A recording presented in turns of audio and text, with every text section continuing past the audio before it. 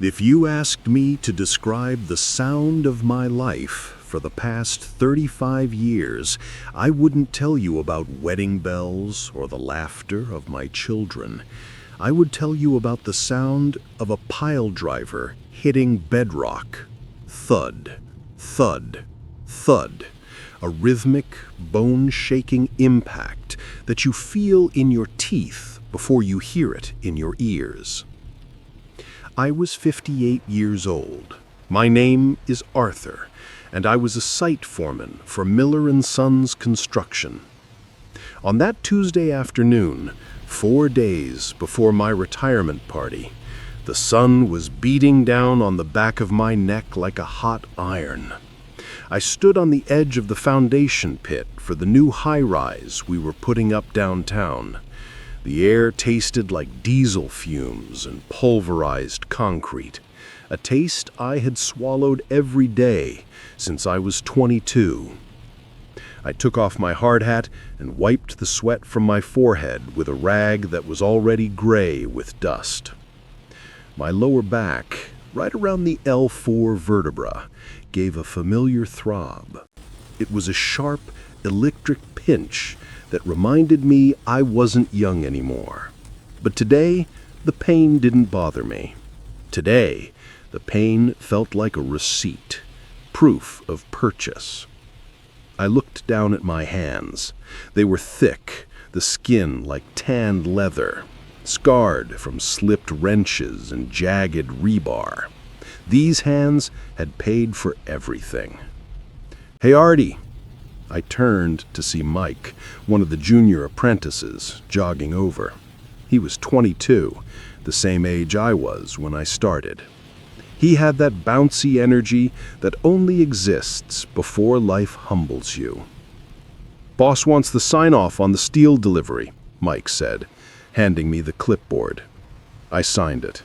My signature was a scribble, the mark of a man who had signed 10,000 invoices. "Thanks, Mike. Tell the guys to wrap it up early today. Storm's coming in from the west." "You got it, Artie." "Hey, you're excited. Only 4 days left." I smiled. It was a genuine smile, the kind that reaches your eyes. "Excited doesn't cover it, kid. Elena and I have a cruise booked for Monday morning, Alaska. She's wanted to see the glaciers since we got married." "You deserve it, man," Mike said, and he meant it. "You really do." I walked back to my truck, a Ford F-150 that had seen better days, much like its owner. As I climbed in, groaning slightly as my knees popped, I looked at the photo taped to the dashboard. It was fading now, the colors turning orange with sun exposure. It was taken 10 years ago at Scott's college graduation. There was Elena, beautiful as ever, her arm looped through mine. There was Scott, looking proud in his gown. And Kara, my little girl, beaming. I started the engine and merged into the rush hour traffic. I didn't mind the traffic today. I spent the drive doing the math in my head, a habit I couldn't break. The mortgage was finally paid off as of last month. The pension kicked in next week. We wouldn't be rich, not by a long shot. We'd have to watch our budget, but we were free. I pulled into the driveway of our 2-story colonial at 6:15 p.m. The house needed a fresh coat of paint, and the gutter on the left side was sagging, but it was ours. I turned off the truck and just sat there for a moment, enjoying the silence. This house was the trophy for the 35 years of noise. When I walked through the front door, the smell hit me first. Roast beef, rosemary, garlic, the smell of home. "Arthur, is that you?" Elena's voice floated from the kitchen. I hung my heavy canvas jacket on the hook and kicked off my work boots, placing them neatly on the rubber mat. "Yeah, it's me," I called back. I walked into the kitchen. Elena was standing by the oven, basting a roast. She was 55, but she took care of herself. She dyed her hair a rich chestnut brown to hide the gray, and she always made sure to wear nice earrings, even on a Tuesday. She turned and smiled. It was the smile that had anchored me through 3 recessions, a broken leg, and the stress of raising 2 kids. She walked over and kissed me on the cheek. Her lips were warm. "You're home early," she said, wiping her hands on her apron. "Dusty, loud, the usual," I said, walking to the sink to wash the grit off my hands. "But we're almost done. I can see the finish line, Al." "I know you can," she said softly. "Set the table?" "Scott called. He said he might stop by later to drop off the deposit for the banquet hall." I froze for a second, the soap suds sliding down my wrists. "Scott's coming by. I thought he was busy with that merger at the Frim." "He made time. He wants the party to be perfect, Arthur. We all do." I looked at her. Her eyes were bright, almost shimmering. I felt a surge of overwhelming love for this woman. She had stuck by me when we were eating ramen noodles in a 1-bedroom apartment. She had nursed me when I threw my back out, and now she was planning a party to celebrate me. "I'm a lucky man, Elena," I said, drying my hands. "I know I don't say it enough, but I am." She paused. For a split second, a fraction of a heartbeat, her smile faltered. Her eyes flickered to the floor, then back to me. It was so fast, I almost missed it. "We're the lucky ones, Arthur," she said, but her voice sounded tight, a little higher than usual. I dismissed it. She was stressed about the party.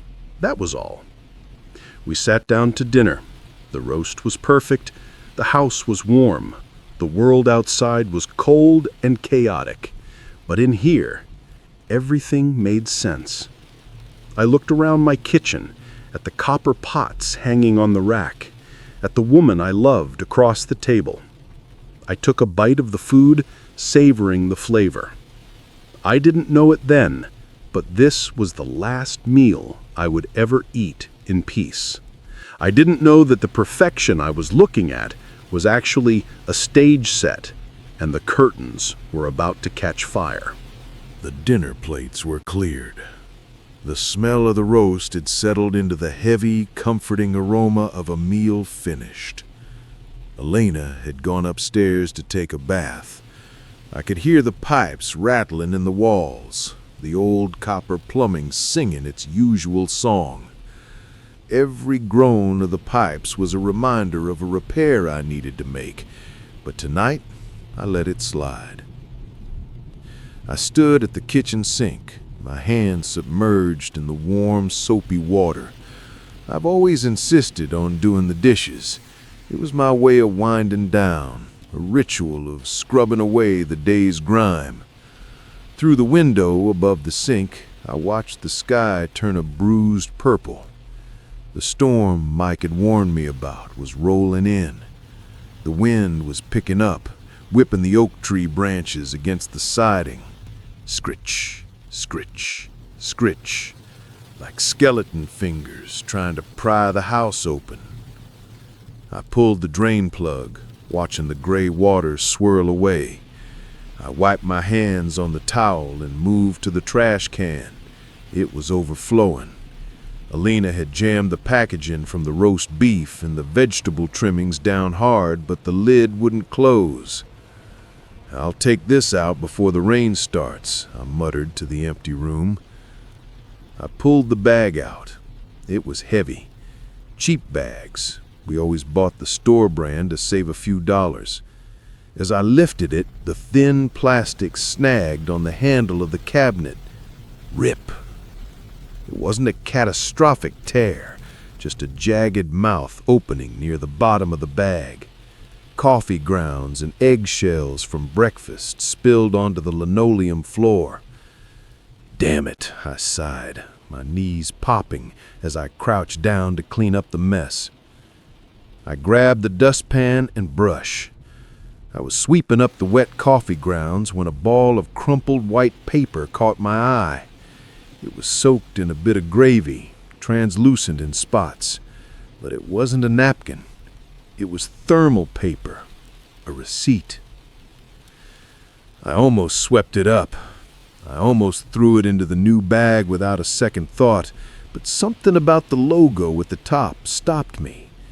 It was printed in a fancy scrolling font, not the block letters of the grocery store or the gas station. I picked it up, my thumb wiping away a smear of tomato sauce. The Gilded Cage, Fine Dining and Spirits. Date, October 14, today. Time, 1:15 p.m. Server, Julian. I squinted. Today, at 1:15 p.m.? I replayed the conversation from this morning. I'd called Elena on my lunch break around noon. She told me she was swamped with laundry and was just going to heat up a can of soup for lunch. She sounded out of breath, like she was running up and down the stairs. I looked back at the receipt. 2 times Wagyu beef carpaccio, $64. 1 time lobster thermidor, $85. 1 time pan-seared scallops, $52. 1 time bottle of Chateau Margaux 2015, $650. Total, $924.38. I stared at the number. $900 for lunch. The air in the kitchen suddenly felt very thin. I couldn't get a full breath. My heart did a strange double tap against my ribs. This had to be a mistake. Maybe this was an old receipt from one of Scott's business dinners that had found its way into our trash. I checked the date again. October 14. Today. I looked at the last 4 digits of the credit card listed at the bottom. Visa, ending in 8892. That wasn't our joint card. Our card ended in 4012. We didn't have a card ending in 8892. We didn't have any other cards. We had cut them all up 5 years ago when we finally paid off the consumer debt. We lived on debit and cash, strictly. I stood up slowly, the wet receipt trembling slightly in my hand. The kitchen, which had felt so warm and safe 5 minutes ago, now felt alien. The hum of the refrigerator sounded aggressive. The ticking of the clock over the stove seemed to slow down. Tick, tick, tick. Why would Elena have a receipt for a $900 lunch in our trash? And who eats a $600 bottle of wine on a Tuesday afternoon? Don't be paranoid, Artie, I whispered to myself. My voice sounded raspy. Maybe she treated Kara. Kara had been having a rough time with her boyfriend.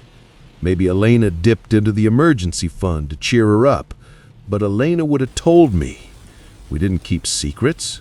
We argued over spending $20 on pizza. Dropping $1,000 on lunch was impossible.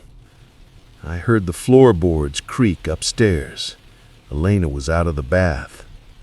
I quickly crumpled the receipt and shoved it deep into the pocket of my jeans.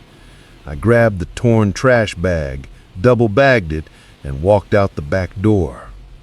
The cold air hit my face, but it didn't cool the heat rising in my chest.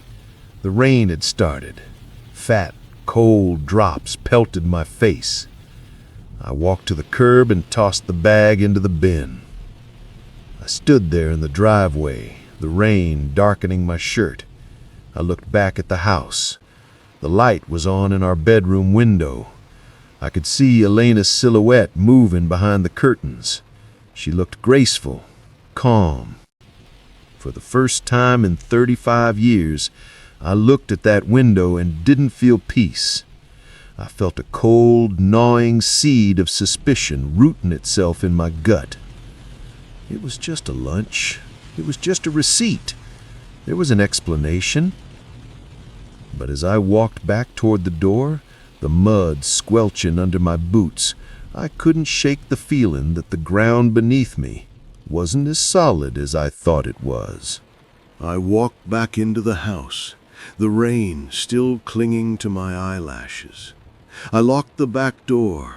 Click, thud, and stood in the mudroom for a moment, listening. The house was quiet again, save for the hum of the furnace kicking on. I could feel the crumpled receipt burning a hole in my pocket. It felt heavy, like a stone I'd picked up and couldn't put down. I went upstairs. The carpet on the stairs was worn in the middle, a faded path trodden by decades of footsteps. I reached the bedroom door and pushed it open. Elena was sitting at her vanity, brushing her hair.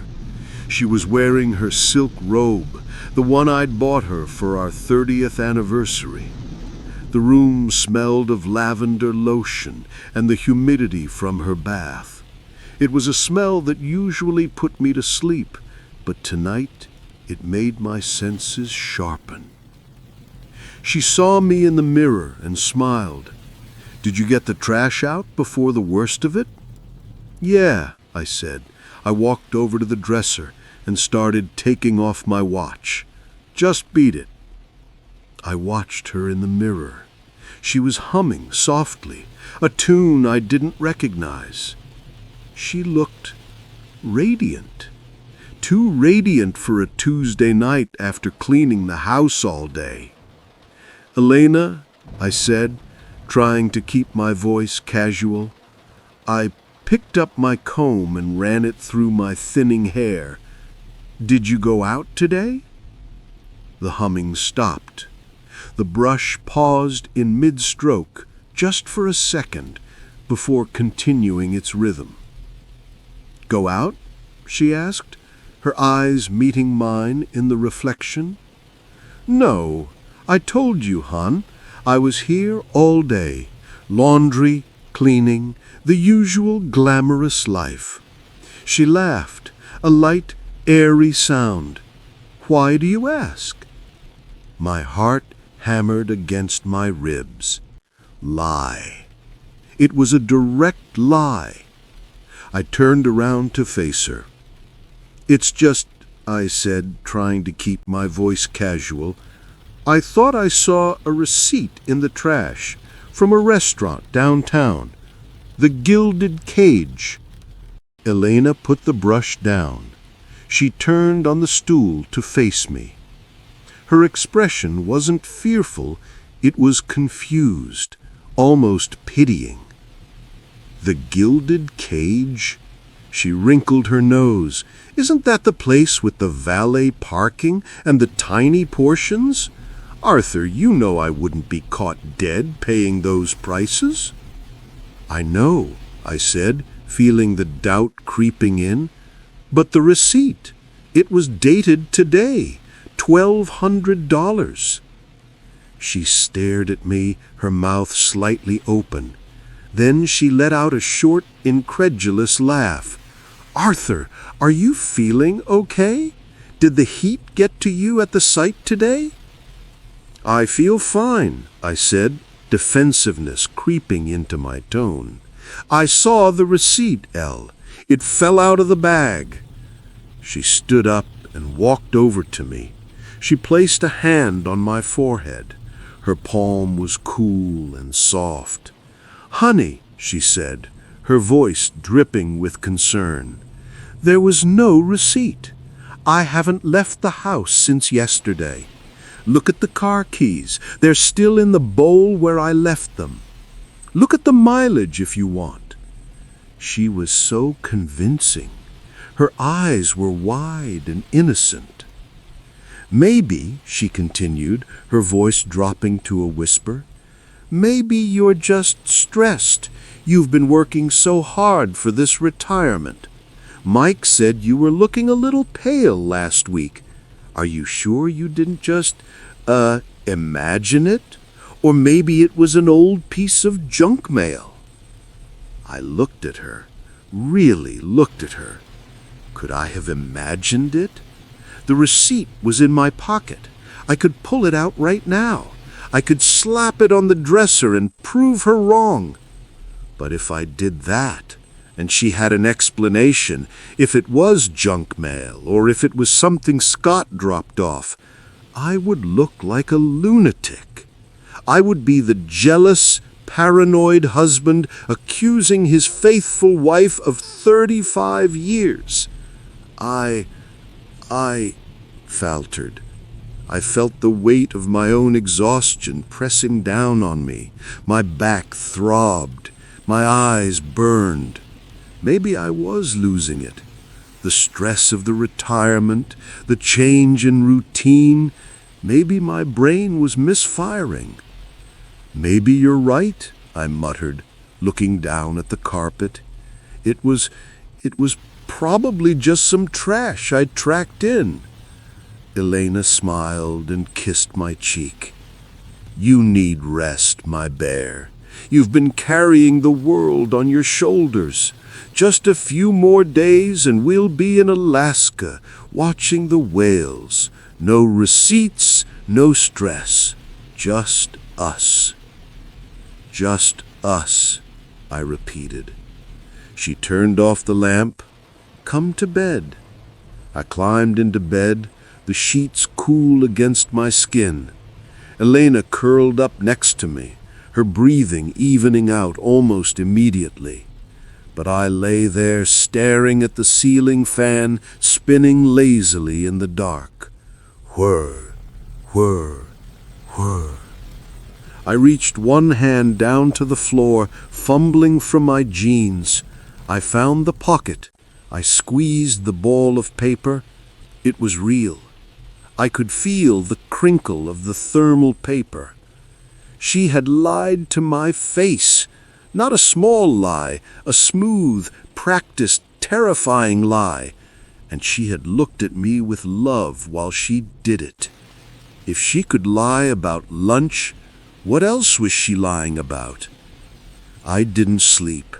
I lay there in the dark, listening to the rain hammer against the roof while the woman I had built my life around slept like a baby beside me. And for the first time, I felt like I was sleeping next to a stranger. The bedside clock read 3:14 a.m. The red digits burned in the darkness like eyes watching me. Next to me, Elena was deep in REM sleep. Her breathing was rhythmic, a soft whistle escaping her nose every few seconds. 12 hours ago, that sound was the soundtrack of my peace. Now, it sounded like a countdown. I lay rigid, my back muscles seized up in a knot of tension that no amount of tossing and turning could loosen. The receipt was still in the pocket of my jeans, which were draped over the chair in the corner.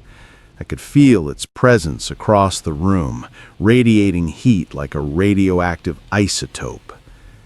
Look at the car keys. They're still in the bowl where I left them. Look at the mileage if you want. Her voice replayed in my head over and over. It was the confidence that scared me, the absolute lack of hesitation. She was daring me to check because she thought I was too weak or too trusting to actually do it. I sat up. The mattress springs creaked, a sound like a gunshot in the silence. I froze, holding my breath, watching Elena. She stirred, mumbled something intelligible, and rolled over, pulling the duvet up to her chin. I waited 2 full minutes, counting the beats of my racing heart, before I slid my legs out from under the covers.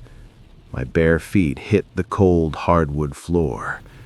I moved like a ghost in my own house, a skill I'd learned trying not to wake the babies 30 years ago. I grabbed my jeans, pulling them on over my boxers, shivering in the chill of the house. I needed to know. I crept into the hallway. The house settled around me, the wood contracting in the dropping temperature. I went downstairs, skipping the third step that always squeaked, and made my way to the kitchen. First, the phone. Elena's cell phone was plugged into the charger on the granite island, a sleek rectangle of black glass. I stared at it. I had never checked her phone in my life.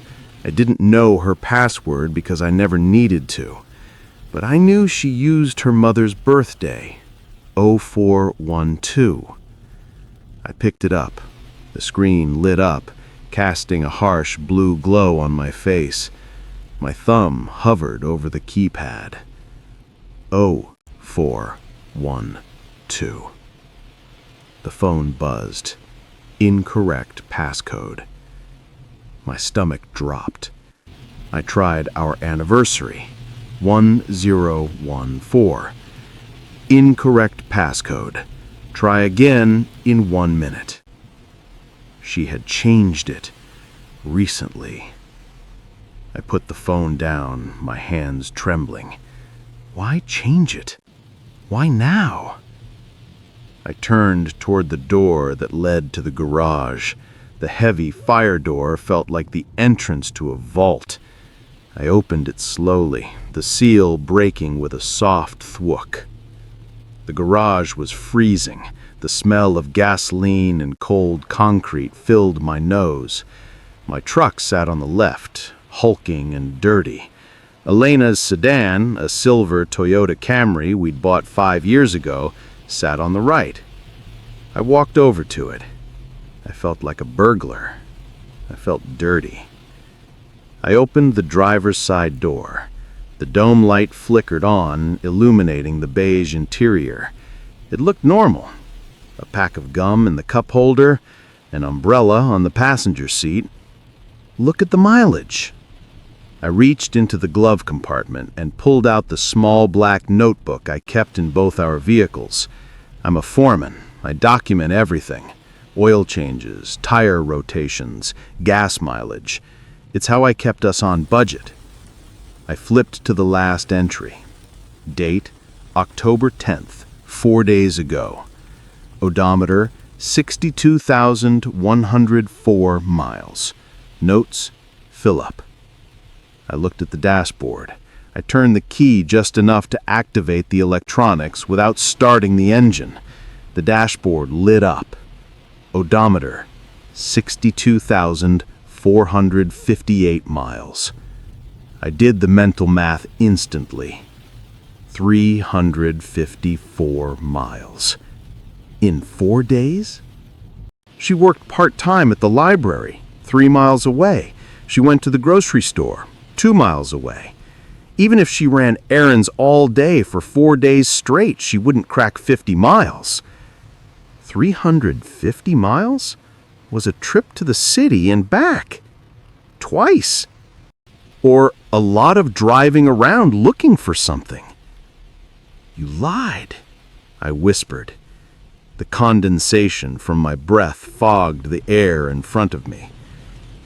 I shut the door, extinguishing the light. I stood in the dark garage, clutching the notebook. She had driven 350 miles and told me she hadn't left the house. I needed more.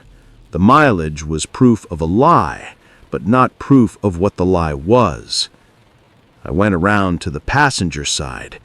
If she was driving that much, was she alone? I opened the door and turned on the flashlight app on my phone. I swept the beam over the seat. Clean. I checked the floor mat. Some dirt, some leaves. I leaned in, sweeping the light under the seat. Fast food wrappers? No. A lost earring? No. Then the light caught something jammed between the center console and the seat track. It was buried deep, almost invisible unless you were looking for it. I reached my hand into the crevice. My fingers brushed against something stiff. I pinched it and pulled it out. It was a business card. Heavy stock, expensive texture. I shone the light on it. Silverman and Associates, High Net Worth Asset Management. Derek Silverman, Senior Partner. I stared at the card. Asset management? We didn't have assets. We had a 401k and a house that needed painting. You don't hire a high net worth manager for a pension and a checking account. I flipped the card over. On the back, handwritten in blue ink, Tuesday, 2 p.m. Bring the paperwork. D. Tuesday. Today. The receipt from the Gilded Cage was stamped 1:15 p.m. This meeting was at 2 p.m. The pieces clicked together like the tumblers of a lock. She went to a fancy lunch. Then she went to a high-end asset manager. But why? I felt a wave of nausea. Was she in trouble? Gambling debt? Did she take out a loan I didn't know about? Or was she planning to leave me and trying to hide what little we had? I pocketed the card. I was about to close the door when I heard it. The sound of the door handle from the kitchen turning. Click. I froze. I clicked off my flashlight instantly. I ducked down, crouching behind the bulk of my truck, hiding in the shadows between the vehicles.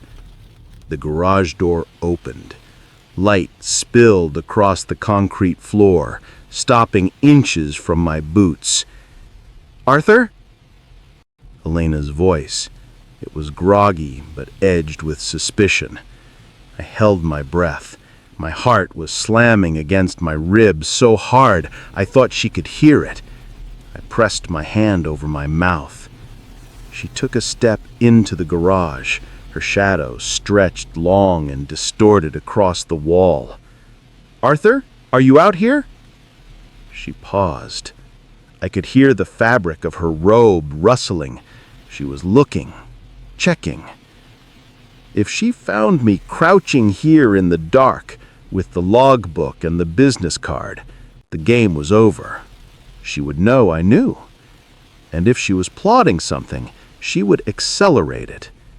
I needed to know the full truth before I showed my hand.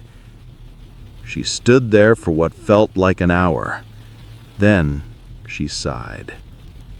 "Crazy old man," she muttered. She stepped back inside and closed the door. The lock clicked. I slumped against the cold metal of my truck, exhaling a breath I had been holding until my lungs burned. She was hiding money, or she was hiding debt, and she was lying about where she was. But tomorrow was Wednesday.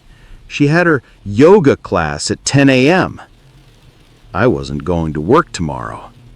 I was going to follow her. I called in sick. I didn't call Mike. I called the main office line at 6 a.m. and left a voicemail saying my back had seized up and I couldn't move. It was the first sick day I had taken in 8 years.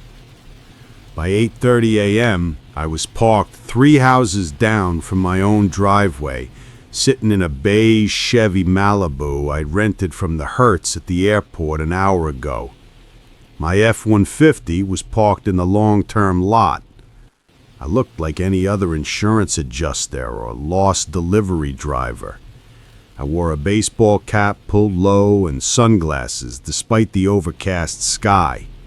The rental car smelled like stale cigarette smoke and industrial-strength pine air freshener, a headache-inducing combination. At 9:45 a.m., the garage door opened. Elena backed out in her Camry. She was wearing her yoga gear, black leggings and a zip-up hoodie. She looked normal. She looked like my wife. I waited until she turned the corner at the stop sign before I put the Chevy in drive. My hands were slick on the plastic steering wheel. Following someone isn't like in the movies. It's terrifying. You're constantly terrified they'll look in the mirror, terrified a red light will separate you. She didn't go to the yoga studio. She drove past it. She got on the I-95 South Ramp. I stayed 3 cars back. We drove for 20 minutes, the city skyline fading behind us. She took exit 14, the exit for the upscale shopping district in Highland Park. She pulled into a plaza and parked in front of a glass-fronted building. I parked across the lot near a dumpster and killed the engine. I watched her get out. She didn't look suspicious. She looked excited. She had a bounce in her step. She walked right up to the door of Paradise Found, Luxury Travel, and Concierge. I slumped back in the seat, letting out a breath that fogged up the window. A travel agency. I watched through the glass storefront. Elena was sitting across from a woman in a blazer. Elena was laughing. She was pointing at brochures. She was animated, using her hands to describe something big. The knot in my stomach, the one that had been tightening since last night, suddenly unraveled. The Alaska trip. Of course. The $900 lunch? Probably a deposit or a bon voyage celebration she treated herself to. The secrecy? She was upgrading our cabin. I had booked us in a standard room with a porthole. I know she had wanted the balcony suite, but we couldn't justify the extra $3,000. She was using her secret money, maybe an inheritance from an aunt that didn't know about, or savings she'd squirreled away from the grocery budget for years, to surprise me, to surprise us. I felt the wave of shame so hot it prickled my skin. I was sitting in a rental car, stalking my wife for 35 years while she was inside planning a romantic upgrade for my retirement celebration. I was the villain here. I was the paranoid, ungrateful old man. You idiot, Otter. You absolute idiot. I whispered, rubbing my face with my hands. I watched her for another 10 minutes. She shook the agent's hand, hugging her. She looked so happy. I didn't need to see anymore. I needed to get the rental car back, get my truck, and go home. I needed to buy flowers on the way back. I needed to apologize, even if I couldn't tell her what I was apologizing for. I started the car and drove away, leaving her to her surprise. I got home at 11:30 a.m. I returned the rental, retrieved my truck, and stopped at the flowers to buy a dozen lilies, her favorite. The house was empty when I got back. I put the flowers in a vase on the island. I started prepping a lunch for when she got back. I felt light. The suspicion was gone, replaced by a renewed sense of love. I went into the living room to straighten up the coffee table. A stack of mail sat on the edge, mostly catalogs. I moved them to the side. Underneath the stack was the landline cordless phone. It beeped. One missed call. I didn't think much of it. Telemarketers called all the time. I picked it up to clear the notification. The caller ID didn't say unknown or spam risk. It said Silverman D. My blood ran cold. The business card. Derek Silverman. Asset management. Why was he calling the house?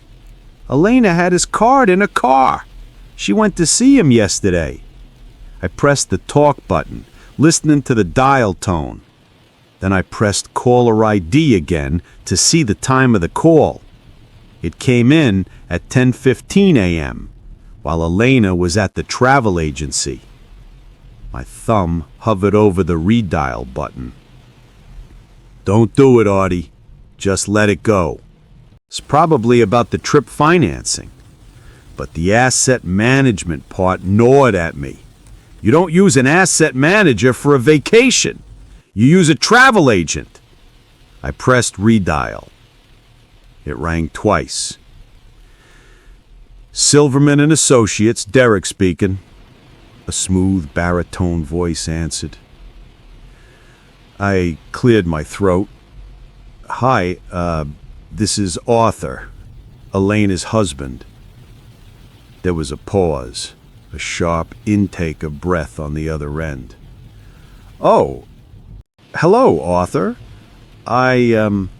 I wasn't expecting to hear from you directly.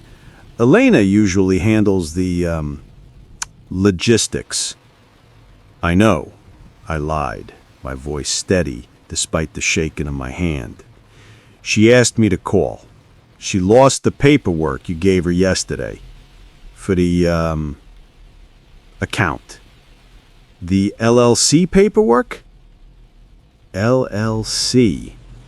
Why did we need a limited liability company? Right, I said. The LLC. Well, tell her not to worry, Derek said, his voice relaxing. The shell company is active as of this morning. New Horizon Holdings. The blind trust is set up. The lottery commission has already processed the wire transfer. The full $15 million hit the offshore account an hour ago. She's completely insulated. Nobody will know it's her money, especially not in the divorce proceedings. The world stopped. The silence in the kitchen was absolute. The refrigerator stopped humming. The birds outside stopped singing.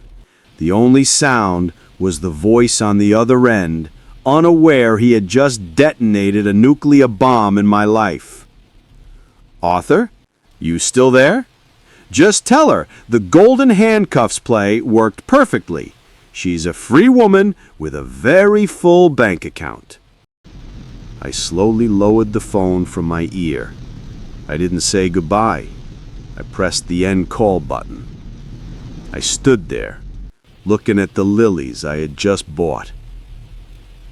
$15 million.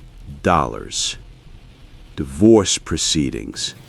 Shell company. She wasn't upgrading our trip.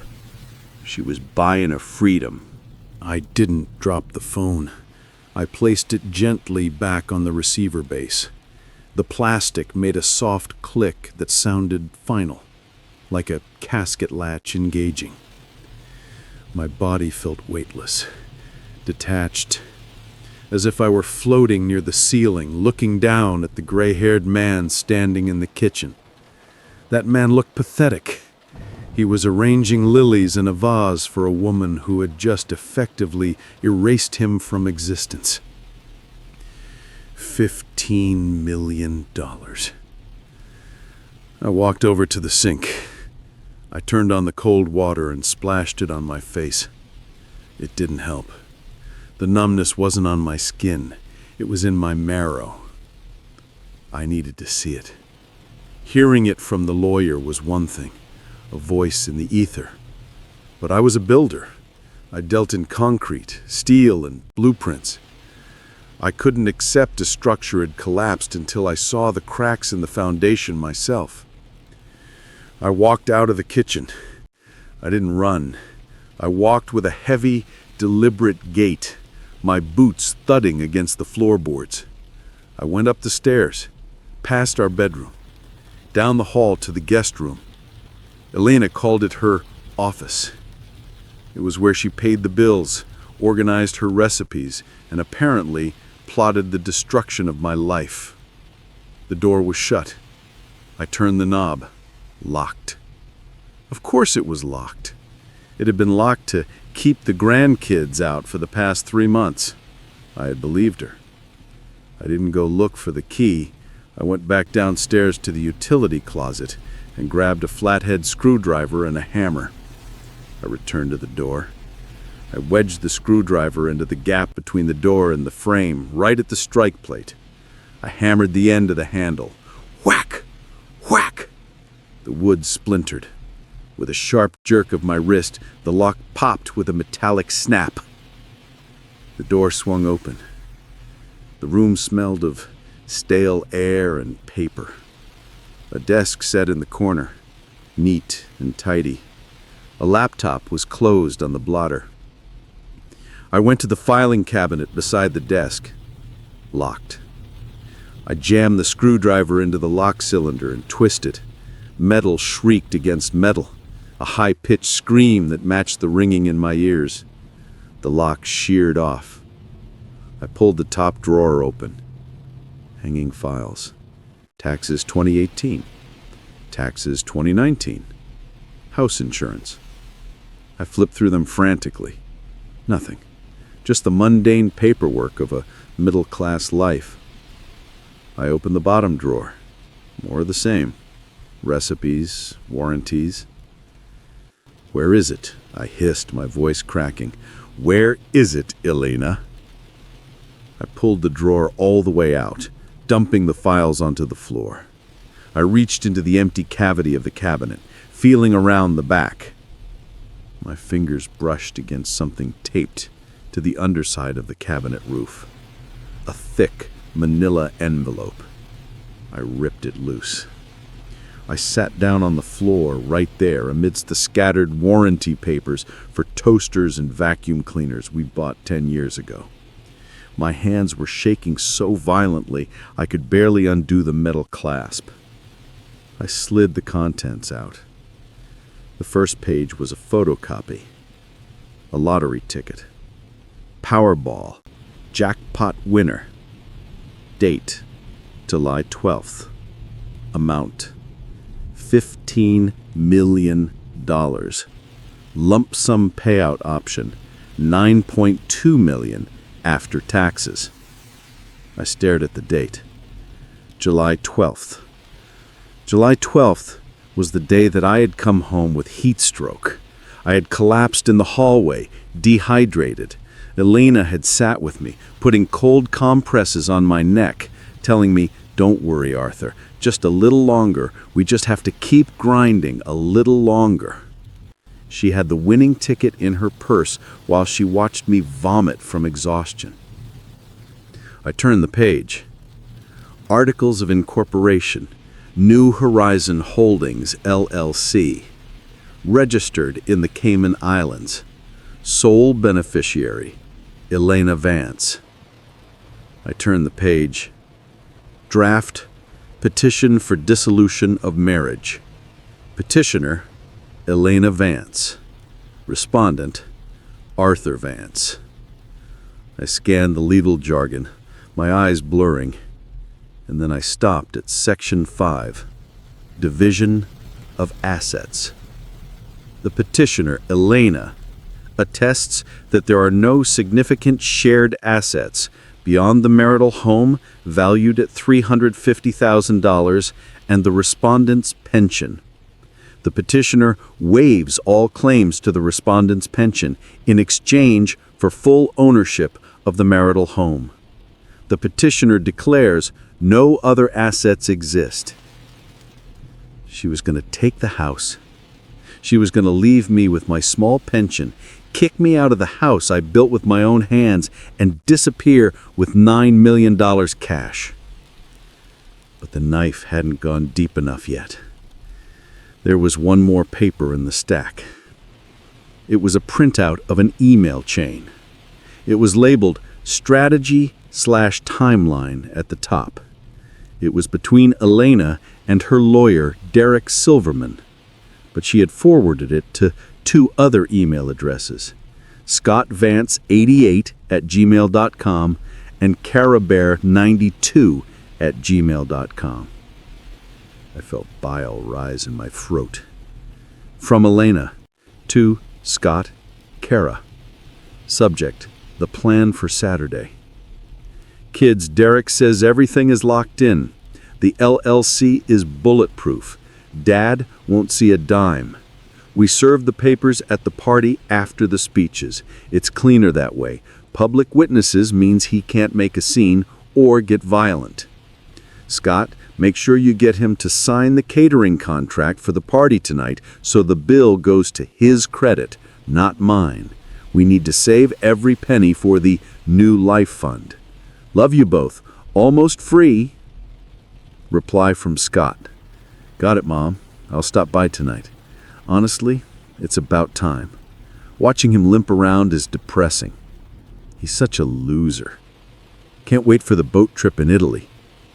Reply from Kara. LOL. Dad paying for his own divorce party is poetry justice. Don't worry, I'll cry on cue if people ask why we're splitting up. We'll just say he became impossible to live with in his old age. I dropped the paper.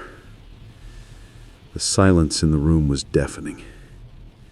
It wasn't just my wife, it was my son, my daughter, the babies I had held, the children I had taught to ride bikes, the boy I had put through law school, the girl I had walked down the aisle before her annulment 6 months later. They weren't just complicit. They were mocking me. They were laughing at my pain. They called me a loser while spending my money. My chest heaved. I couldn't breathe. It felt like my heart was physically cracking, fissures running through the muscle, tearing it apart. A sound escaped me, a low guttural wail that didn't sound human. It sounded like a wounded animal dying in a trap. I curled up on the floor of the guest room, clutching the papers to my chest. Tears, hot and scalding, streamed down my face. Everything was a lie.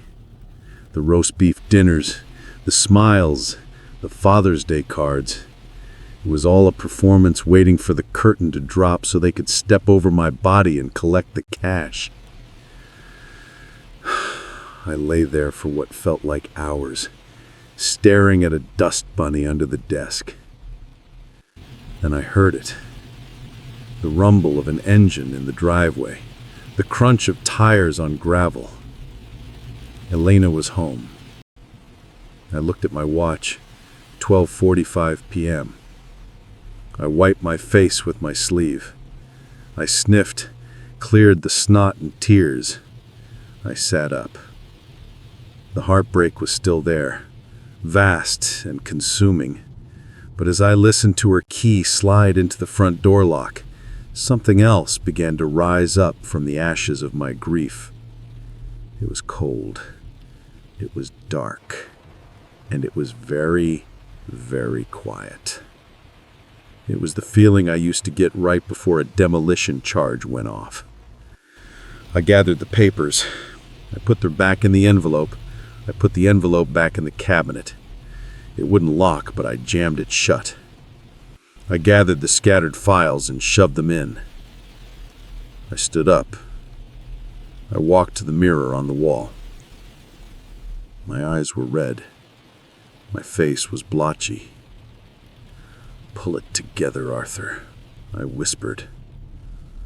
The front door opened. "Honey, I'm home. I got the travel brochures."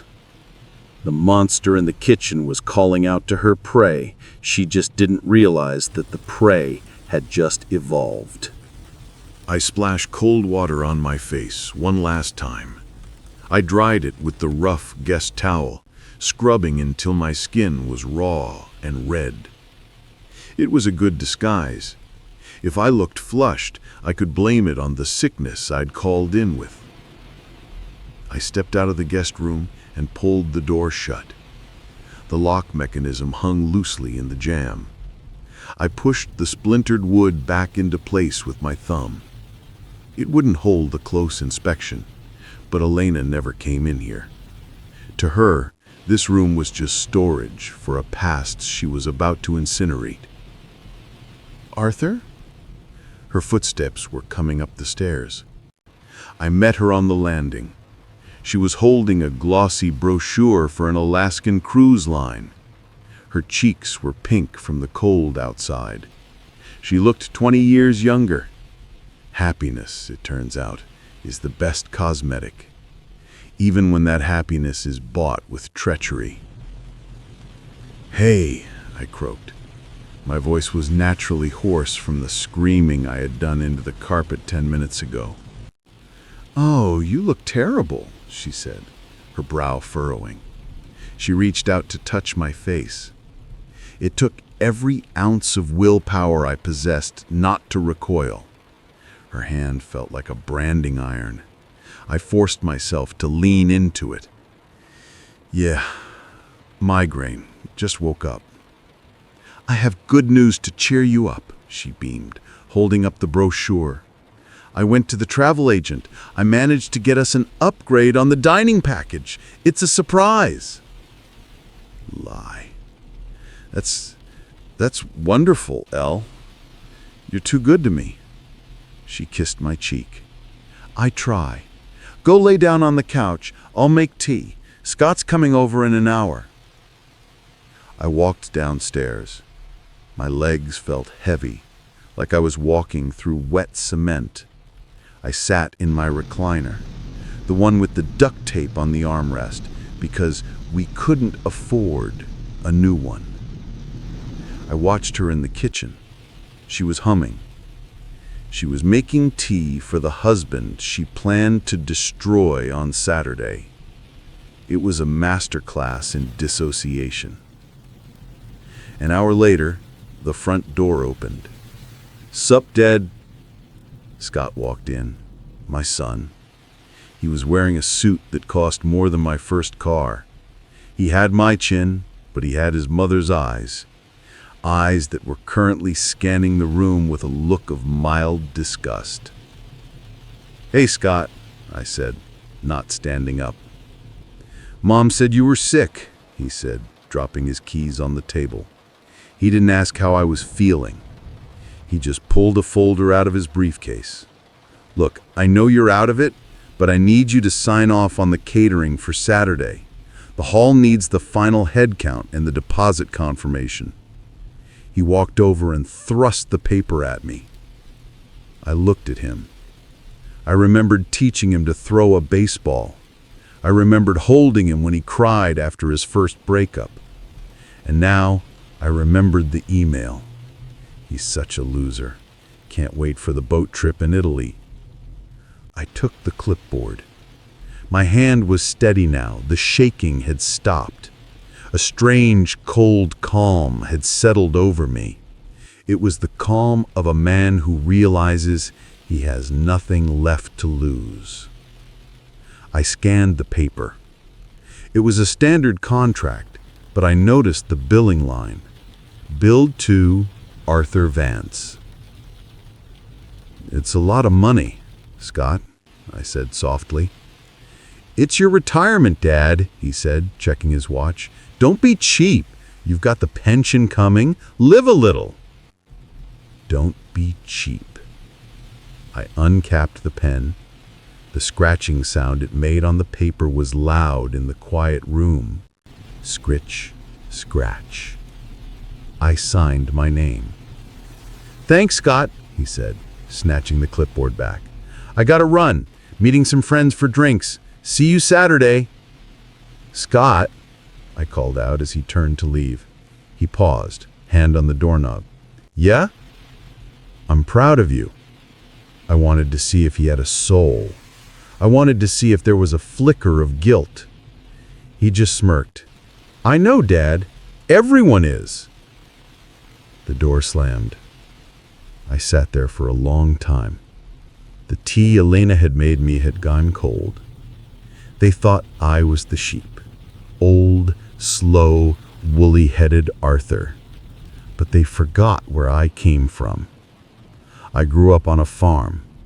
I knew that sometimes the most dangerous thing in the barn isn't the bull. It's the old dog that stops barking. I needed a weapon. I knew about the money. I knew about the plan. But knowledge wasn't enough. I needed leverage. I thought about the past.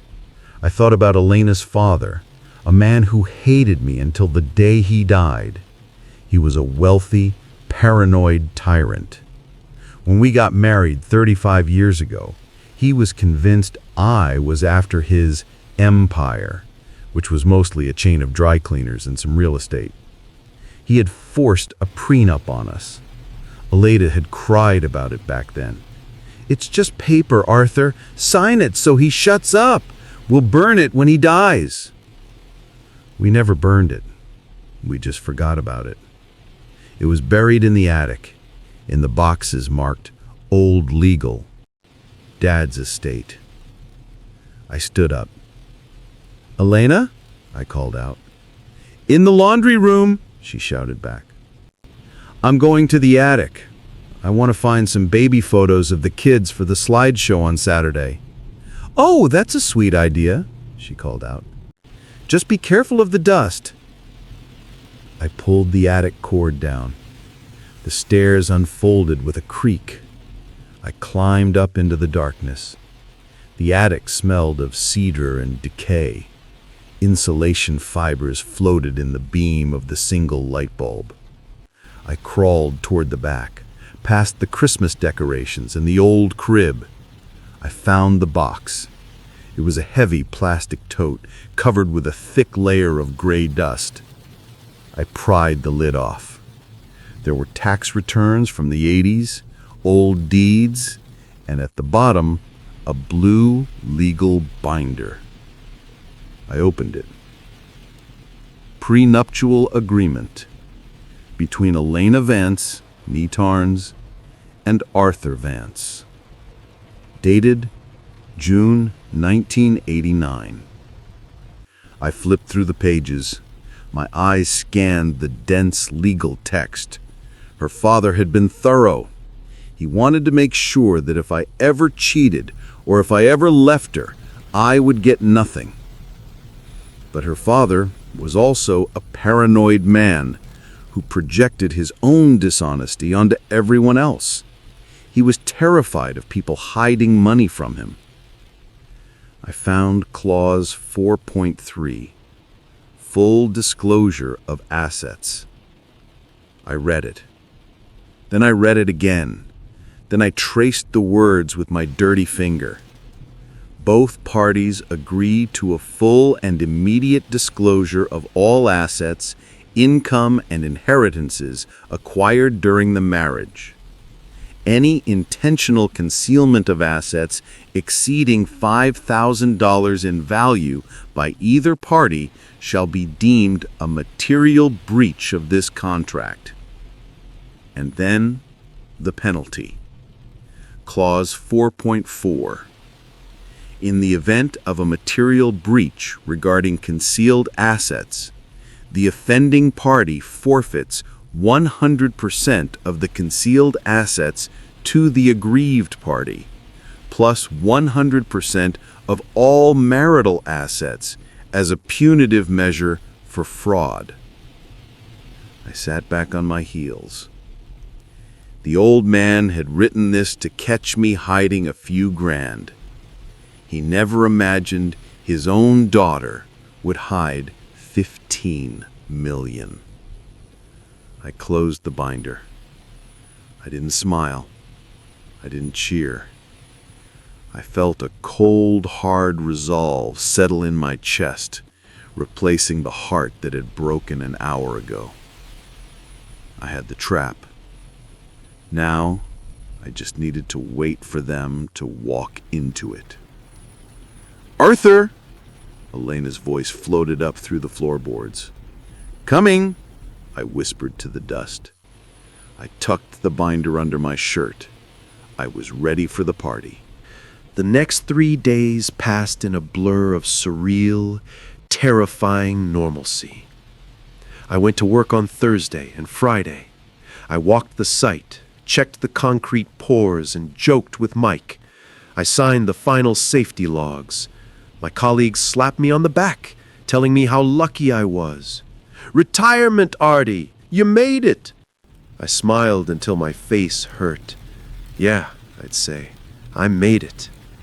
At home, I played the part of the devoted, oblivious husband. I ate Elena's cooking.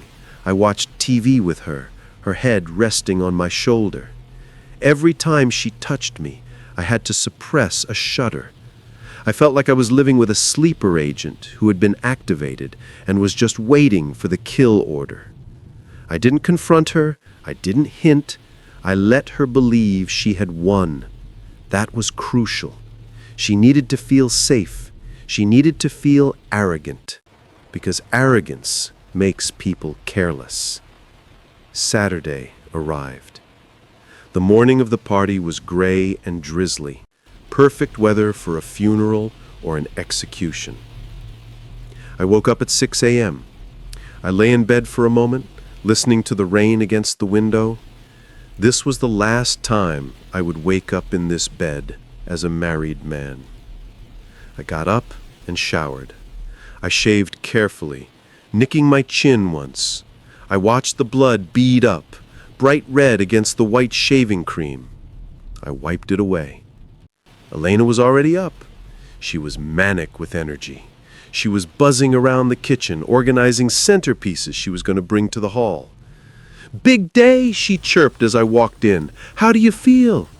"I feel ready," I said. I drank my coffee black. I watched her pack the boxes. "Where are the kids?" I asked. "Oh, Scott is meeting us there to help set up the AV system. Cara is getting her hair done. You know how she is." "Right, the AV system." I knew what the AV system was for. It was for the slideshow, the "This is your life, Arthur" montage. It was supposed to be a tribute, but knowing what I knew, it was just the preamble to the public dismissal. I went to the garage. I grabbed the blue legal binder from where I had hidden it, taped to the underside of my workbench. I put it inside a yellow manila envelope. I walked back inside. "I'm going to head over early," I told Elena. "Check on the setup." "Okay, honey, I'll be there at 5. Wear the navy tie. It brings out your eyes." I looked at her, really looked at her. For 35 years, she had been my world. And for the last 3 months, she had looked at me and seen nothing but an obstacle to her payday.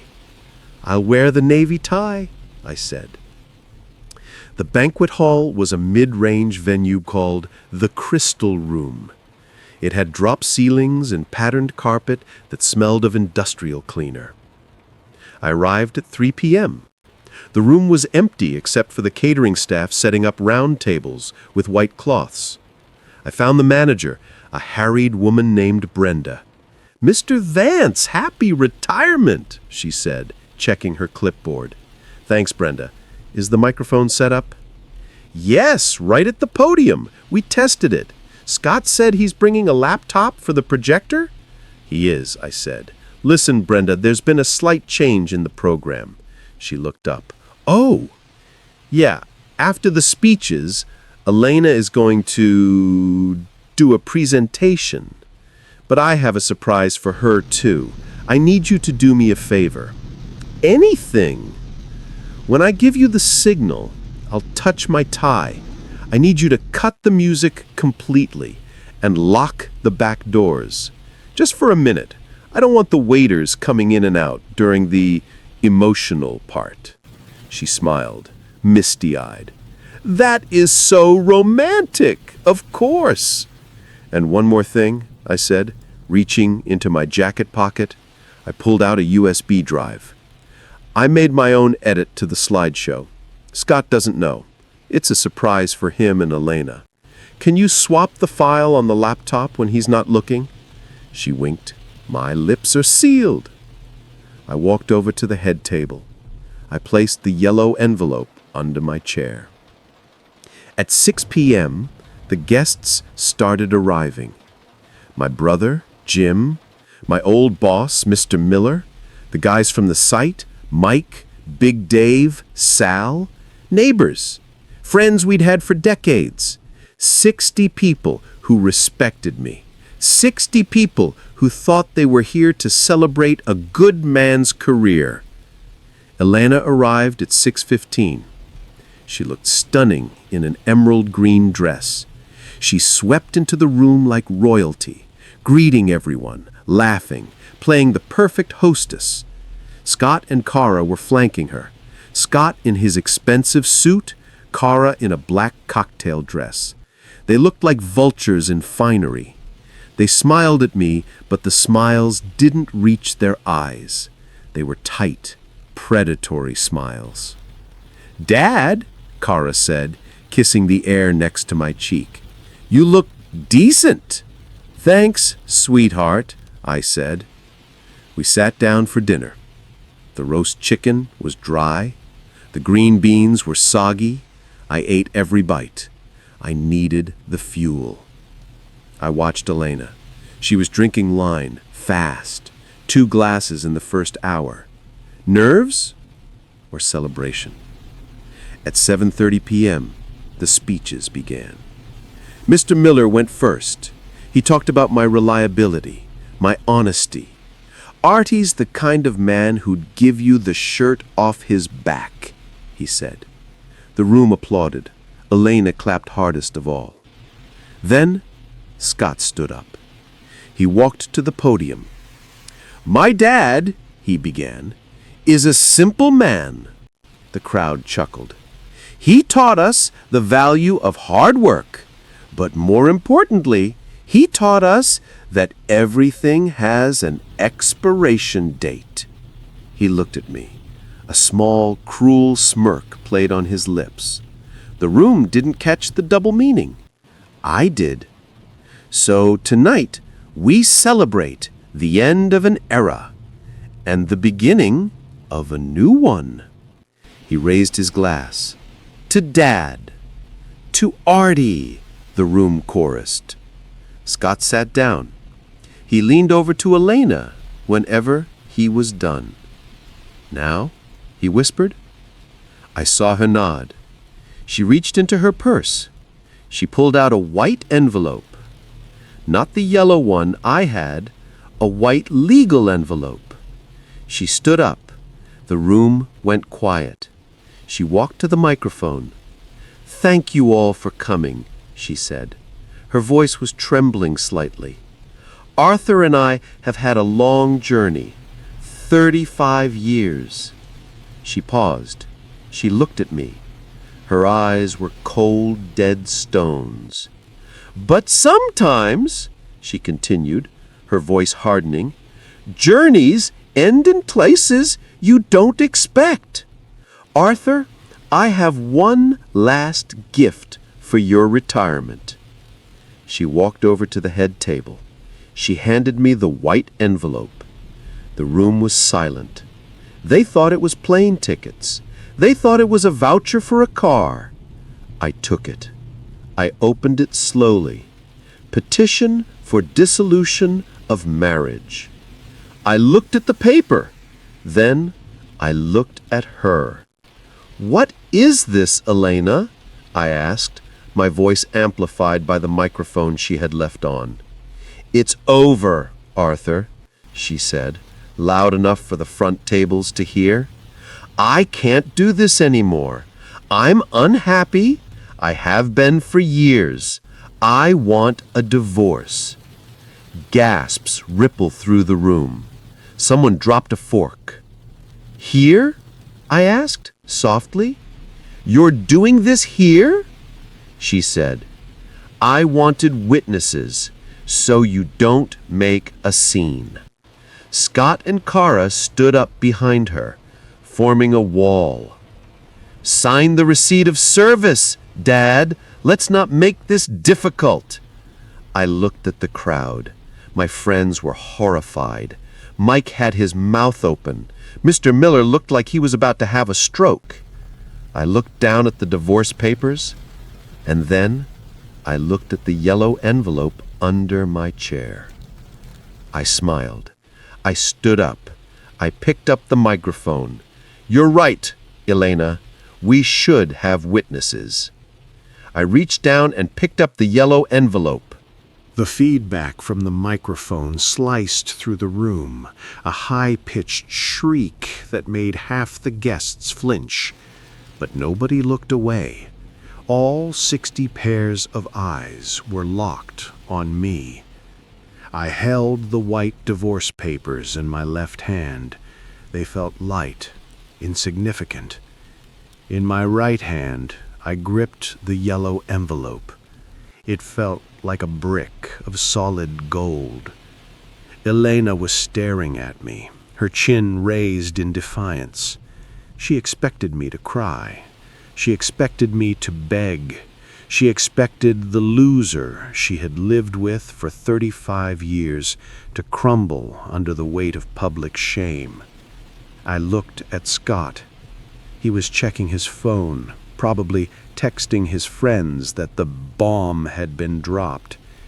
Kara was examining her fingernails, bored.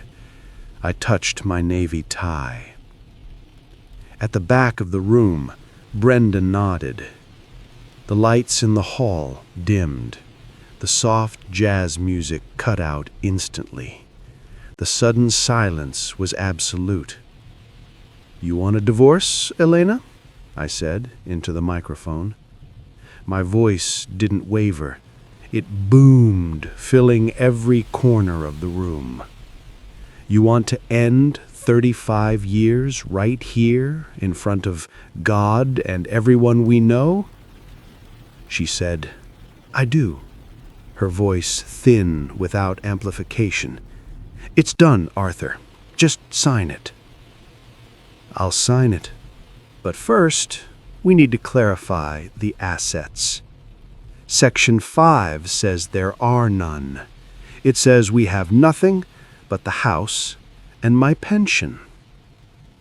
Scott stepped forward, aggressive now. "Dad, sit down. Stop embarrassing yourself. You're broke. We know it. You know it." "Am I?" I asked. I gestured to the projector screen behind the head table. "Brenda, if you please." The screen flickered to life. A blinding white square of light hit the back of his head. He spun around. Elena turned, confused. The first image appeared. It was massive, grainy but legible. It was the email chain. From Elena to Scott, Kara. Subject: the plan for Saturday. ... Dad won't see a dime. We serve the papers at the party. Scott, make sure you get him to sign the catering contract. He's such a loser." A collective gasp went through the room. It sounded like the air being sucked out of an airlock. "Mom?" Kara squeaked. Her boredom vanished. Elena's face went white, not pale, white, like a sheet of paper. She reached out as if to grab the projected image, her hand passing through the beam of light. How did you—" she stammered. "I'm a loser, Scott?" I said, turning to my son. "Is that what you think? The man who paid for your law degree? The man who paid for this party tonight?" Scott's mouth opened and closed like a fish on a dock. He looked at the guests. Mr. Miller was standing up, his face purple with rage. My brother Jim looked ready to jump over the table. "But that's just me being petty," I continued, my voice dropping an octave. "Let's talk about the assets you swore didn't exist." "Arthur, stop," Elena hissed. She lunged for the microphone. I stepped back easily. "Brenda, next slide." The image changed. Powerball. Jackpot. Winner. $15 million. Beneficiary? New Horizon Holdings. Elena Vance. The room exploded. "15 million?" someone shouted from the back. "Oh my God," a woman whispered near the front. Elena froze. She looked like a deer caught in the headlights of a semi-truck that wasn't slowing down. Her secret, the one thing she had held on to, the ticket to her new life, was plastered on a 10-foot screen. "You won the lottery," I said, addressing the room, narrating her crime. "You won the lottery 3 months ago, while I was in the hospital with heat stroke, worrying about how we'd pay the electric bill. You were sitting on $15 million. It's mine, Elena shrieked. The mask fell off completely. Her face twisted into something ugly and unrecognizable. I bought the ticket. It's my money. You deserve nothing. You held me back for 30 years. She admits it, I shouted over the commotion. She admits the asset exists. I ripped open the yellow envelope. You were always smarter than me, Elena. You and your father both. You always told me to read the fine print. I pulled out the blue binder. The dust from the attic still clung to the cover. Elena saw the blue binder. Her eyes went wide. She recognized it. No, we lost that. We didn't lose it. I found it. I opened it to page 4. I held it up. For those who don't know, I said to the crowd, this is a prenuptial agreement. Elena's father made me sign it in 1989. He was afraid I was a gold digger. He wanted to protect the family money. I looked at Derek Silverman, the lawyer, who I hadn't noticed sitting in the back corner until now. He was standing up, looking terrified. Clause 4.4, I read. The words tasted like iron. In the event of a material breach regarding concealed assets, the offending party forfeits 100% of the concealed assets to the aggrieved party. I lowered the paper. I looked Elena dead in the eye. You hid the money, Elena. You created a shell company. You lied on a legal divorce petition. You committed fraud. I took a step closer to her. She shrank back, bumping into the table. A wine glass tipped over, spilling red liquid across the white tablecloth like a bloodstain. Which means, I said, my voice barely a whisper, but amplified into a roar by the speakers, the 15 million isn't yours anymore. According to the contract your father wrote.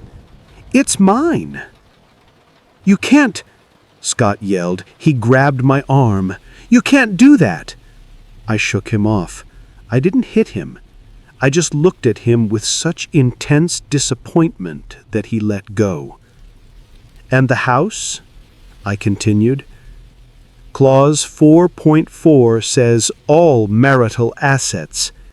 That means the house is mine too.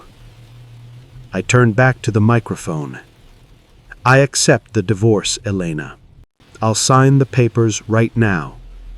I took a pen from my pocket. I slammed the divorce papers onto the wet tablecloth. I signed my name with a flourish. There. You're free. You're single. I tossed the pen on the table. Now get out of my banquet hall, get out of my house, and take your accomplices with you. I pointed at Scott and Kara. You bet on the wrong horse, kids, and you lost everything.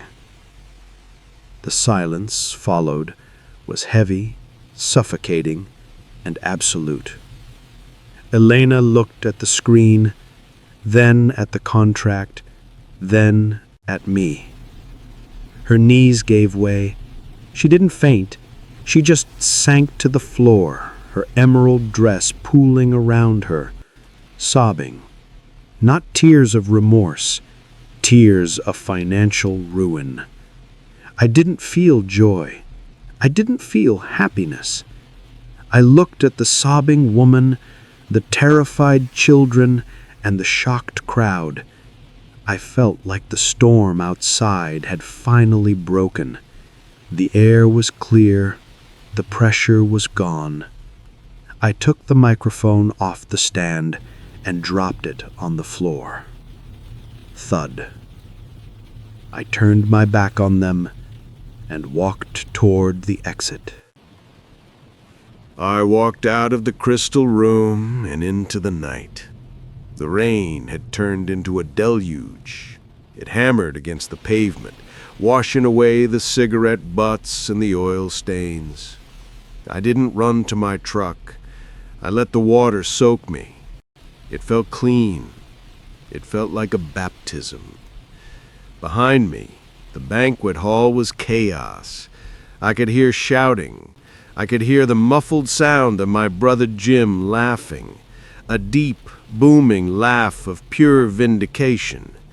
But I didn't look back. Lot's wife looked back, and she turned to salt. I intended to remain flesh and bone. I climbed into my F-150.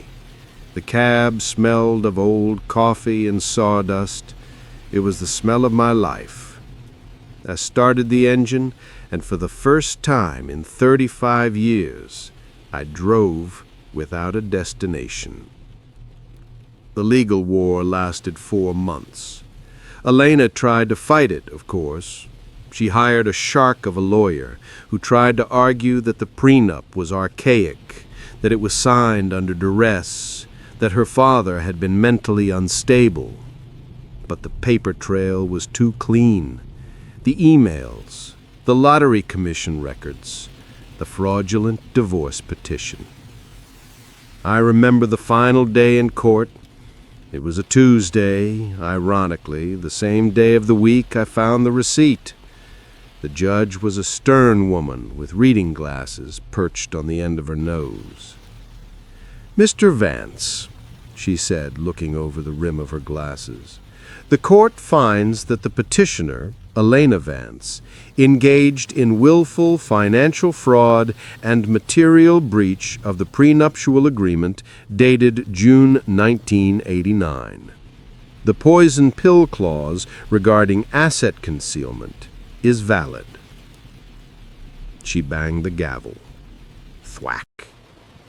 "Judgment in favor of the respondent. All marital assets, including the lottery winnings held by New Horizon Holdings, are transferred to Arthur Vance, effective immediately." I looked across the aisle. Elena was weeping. Not the pretty, manipulative tears she used to cry to get her way. These were ugly, heaving sobs of total destitution. She had lost the $15 million. She had lost the house, and because of the fraud finding, she was ordered to pay my legal fees. Scott and Kara were sitting in the gallery. They looked at me as I stood up. Scott started to stand, a desperate, hopeful look on his face. The look of a man realizing his inheritance had just shifted bank accounts. "Dad," he mouthed. I looked right through him. I picked up my briefcase and walked out. I sold the house. I couldn't live there anymore. Too many ghosts. I sold it to a nice young couple who saw potential in the sagging gutters. I hope they fill it with better memories than I did. I didn't keep all the money. I'm a simple man. I don't need $15 million. I set up a trust for my brother's grandkids. I donated a new wing to the hospital that had treated my heat stroke. As for Elena, the last I heard, she moved in with her sister 2 states over. She works at a reception desk now. She drives a 10-year-old Honda.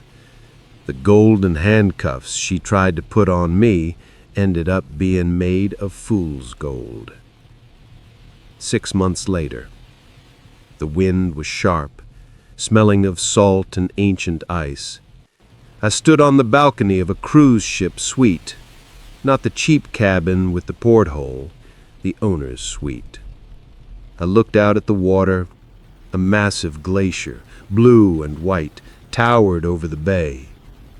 It was silent out here, majestic, horrifyingly beautiful. I took a sip of hot coffee. I was alone. There was no one to share the view with, no hand to hold. People think revenge is sweet. They think it's a rush. And it is for a moment. It's the explosion that levels the building. But after the explosion, you have to live in the rubble. I had my dignity. I had my justice. I had more money than I could spend in 2 lifetimes. But I also had the cold, hard truth that the people I loved the most were monsters in disguise. I watched a chunk of ice break off the glacier and crash into the sea below. The sound echoed across the water, a deep, thundering boom that faded into silence. I smiled, just a little. I was alone, but for the first time in my life, I wasn't being used. The silence wasn't lonely, it was peaceful. I turned away from the rail and went back inside. I had a dinner reservation for 1, and for the first time in 35 years, I was going to order the most expensive bottle on the menu, and I wasn't going to feel guilty about a single drop.